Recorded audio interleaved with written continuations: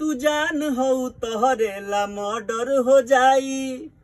नमस्ते प्रणाम, हम आप सबके भाई छोटू शिकारी और हम आज आ गए हैं अपने भाई दोस्त मित्र अभिषेक गुप्ता जी के स्टूडियो जो कि मीठापुर में है। मीठापुर से अंदर रामकृष्णा नगर संस्कृति गार्डन के बगल में। और यहाँ पे मेरा 2, 4, 5 गाने रिकॉर्ड हुए हैं, तो हम लोगों ने सोचा कि एक वीडियो बनाया जाए।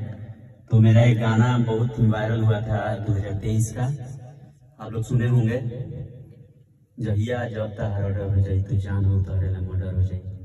तो उसी गाने को हम लोग गुनगुनाएंगे और ये वीडियो बनाएंगे। तो आप लोगों को अच्छा लगेगा वीडियो तो ज़्यादा से ज़्यादा शेयर कीजिएगा, लाइक कीजिएगा और कमेंट में जरूर बताइएगा कि हमने कैसा गाया है।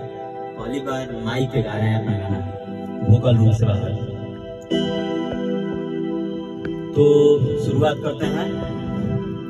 लड़की का लाइन है कि ये गोलई का परल बा पीछे जान, खींचे ओढ़नी सड़क के बीचे जान, आ ओकरा चलते चलल मुश्किल डगर हो जाई।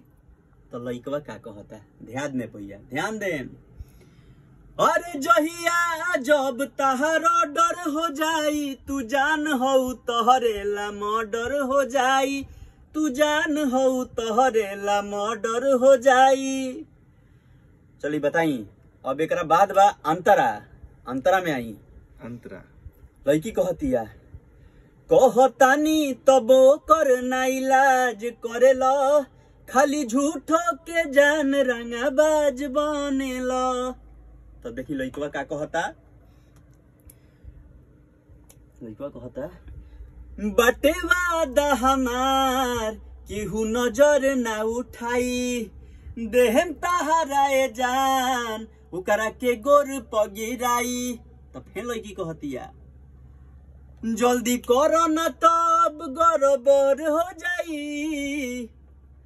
अरे जहिया जब तहार ऑर्डर हो जाई, तू जान हो तोहरे ला मर्डर हो जाई, तू जान हो तोहरे ला मर्डर हो जाई। कैसा लगा आप सबको ये गाना जरूर बताइए कमेंट में, और पेज को लाइक कमेंट शेयर पूरा वायरल वीडियो कर को दीजिए। शेयर कीजिए, लाइक कीजिए, कमेंट कीजिए, सब्सक्राइब कीजिए, जो मन करे कीजिए, छोड़िएगा मत।